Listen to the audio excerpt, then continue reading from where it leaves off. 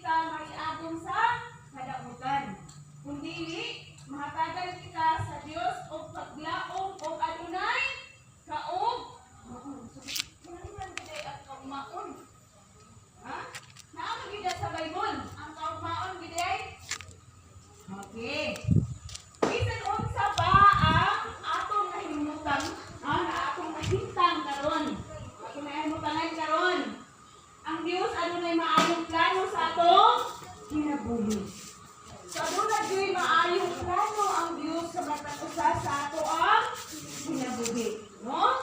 Makahimo siya sa pagtrabaho sa atong kinabuhi aron ang nakita mouswag og mahatagan og paglaom. Okay.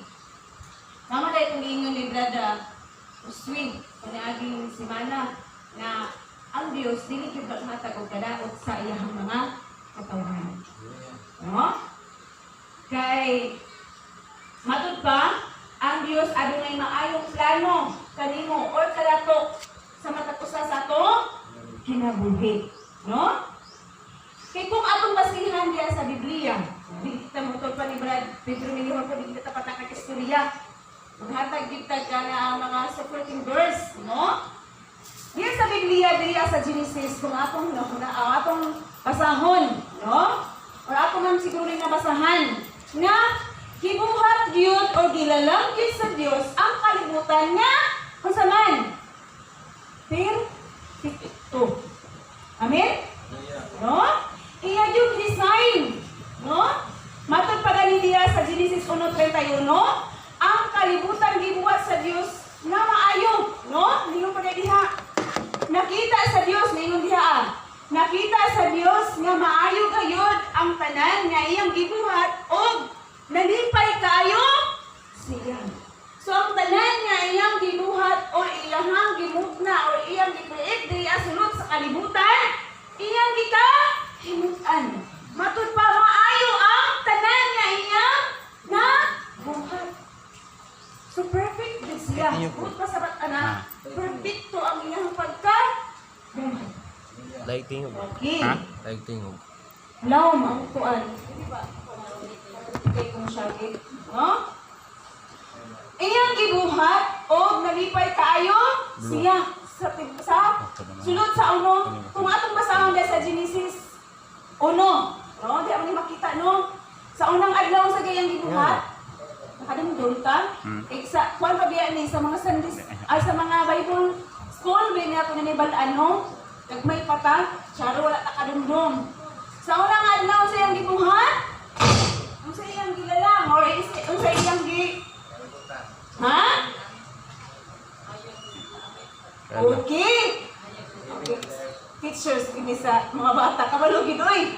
Sa unang adlaw, ginuwat niya ang adlaw ug ang gabi. No? Kaya ang adlaw giganlan og kahayag, ang gabi giganlan so una niyang gibuhat ang adlaw ug ang gabi. So, sinong adlaw? Sa man? Alang. Dili. Ang di mabitay ka na mabitay man siya wala ba daot mabitay. Ano? Ang bitay siya Yung volume. Ha? Sige. Atong basahan na lang. Kaya para dito maglalis. Praise God, hallelujah. Okay, Bitay siya mabdaot sa basahon. bitay. Yan na. Okay? Okay, naingon diri. Naingon ang pulong sa Dios kay para dili na ta maglangan, no? Ningon siya mutungha ang kahayag o mitungha ang kahayag. Ay, siya.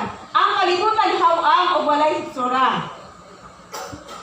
Ang kadagatan kitabunan sa kangit-ngit o ang Espiritu sa Dios naglihok ibabaw sa katubigan. Unya ningon ang Dios, mutungha ang kahayag o mitungha ang kahayag. Nahimuot ang Dios sa kahayag nga iyang nakita o gilain kinigikan sa kangit-ngit. Ginganlan niya adlaw ang kahayag o ang kangit-ngit ginganlan niya gabi. Milabay ang katabion o miabot ang kamutawon. Mao kadto ang unang adlaw. So ang unang adlaw mao ang kahayag o ang kangit-ngit. So adlaw o ang gabi. Sumabasa tagbaingon ha. Ikaduha. Unsa man ang gi mugna sa Dios sa ikaduhang adlaw? Okay, sa ikaduha, ngayon siya. O ngayon ang Diyos, matingog sa usa lamang kada usa. Unya mingon ang Diyos, motunghang usa ka wanang nga magbahin sa katubigan o mahunok kini pinaagi sa gibuhat niyang wanang.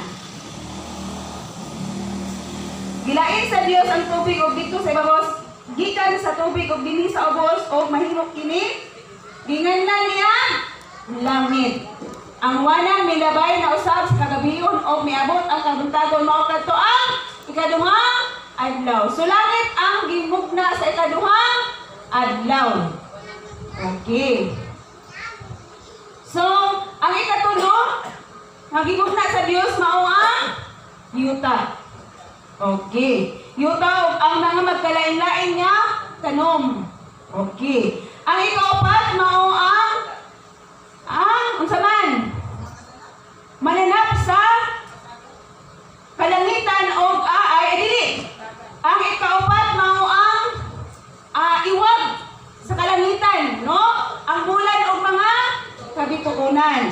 So ang ikalima mao ang mga mananap sa kawanangan ug ang paglalang diha sa mga katubigan, mananap sa katubigan, no? Og ang ika-uno mao kadto ang pagbuhat sa mga hayop, mga ihalas na makayupan og nakita sa Dios nga kawang ang tanan og walay dumala ni ana so nagbuhat siya og tao sa ikauno ka adlaw. So inana ka perpekto ang gibuhat sa Dios alang sa kalibutan, no? So perpekto ang paglalaw niya, no? Matupad niya nga niingon siya nga sa tuyong giingon niingon siya nga sa 31 siya nakita sa Dios nga maayo gayon ang tanan nga iyang gibuhat og nalipay kaayo siya. So makita na siya sa Genesis 1:31. So sa pagbuhat niya sa tao, nag-ingon siya nga maoy mo dumala sa tanan nga iyahang nabuhat, no? May magdumala sa mga kahuyupan o sa tanan nga makakaon siya sa tanan nga anaa sa nga gibuhat niya nga sulod anaa sa kalibutan nga iyahang gibuhat. So ingon ana ka perpekto o kamaayo ang nabuhat sa Dios diri sulod sa kalibutan. Apan unsa may nakadaot sa kalibutan, no? Tungod sa sala. Okay. Tungod sa sala, no? Nawala ang Garden of Eden. No? Nawala siya. Nawala ang tanamanan sa Eden. So, matupad sa Genesis 3:23-24, ningon diya nga, gihingin lang sa Dios ang tao gikan sa tanamanan sa Eden tungod sa sala. Wala galing na tumakita sa Biblia kung asa na gid doon ang Garden of Eden or asa gid siya nabutang. Kay tungod kay ingon sa Biblia nga nawala gid siya. No, nasarado. Tungod sa usaman sa sala nga gibuhat ni Adan og ni Hiba. Tungod sa sala nga gibuhat sa tawo. Yes. Tama itong ingon ni Brad Pedro Minihor. Kung niagit kong simana, no, sa Sunday School nga, tungod yun sa sala, mao nga mahiagom kita sa kapait, sa kasakit, no? Unsa man diha o kapungot, no, sa Dios sa nabuhat pod sa tao. Amen, no? Ginana kay ang Garden of Eden gani nawala na magud siya tungod sa sala nga nabuhat sa tao. No? Mausap karon nga panahon na. Amen? No? Kanang giingon nga Sierra Madre. Kanang taas nga bukid, no? Kung imong tan-awon sa mapa, nindot gid siya kaayo. Kay nagbaybay gid sa kanaang nagbaybay gid sa kanang kilid sa baybayon ba? Kilid sa dagat. Gikan sa Luzon paingon sa Mindanao. Perting taasa. No? Ingon ana siya ka perfect pag-design sa Dios. Mangutan na, kinsa may itong pansalamatan, ang Diyos o ang Sierra Madre? Ngayon nga naman naging permino na ito makitaan. Salamat, Sierra Madre! Oh, perfect mali ah. Oh, kung inyong una-unaon, ang nag-design ni Ana, ang Diyos. Siya ang nagdalang, siya ang nagdisenyo sa perfecto nga disenyo ayon sa mga tao. Diri ani gani sa ato, diri sa ako sa Minnesota, ang kaning bukid diri sa Surigao o sa Davao. Mo po na siya nakapugong, dili mo sulod ang kusok na hangin. O kanan sila Madre, gidesign na sa Dios kay para ihapak sa hangin, muhinay na siya pagsulod diri sa ato. So, salamat sa Dios. Dili salamat Sierra Madre. Ha? So, salamat sa Dios kasi siya ang nag-design na perfecto nga pagkabutang. Ang pagkaapat lang, tungod lagi sa sala. Kining atong gubon, kung unsa gani ang gibutang ng pagka-perfect na pagkabutang sa Dios, sala na. No? Gidesign na siya kay aron nga para sa mga tao, para sa iyang mga kaanakan. Ang pagkaapat lang kay giguba. Oh. So sa tungod sa sala, no? Dili gyud mo nang giingon diri God has a good plan for you.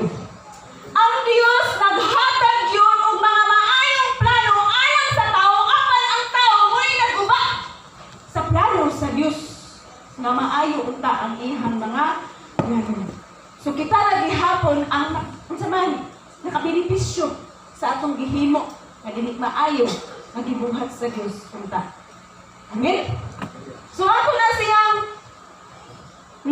mga kita gayud ang mga yuog kapasayloan sa mga sala nga atong nabuhat diha sa atong buhi nga Dios. No?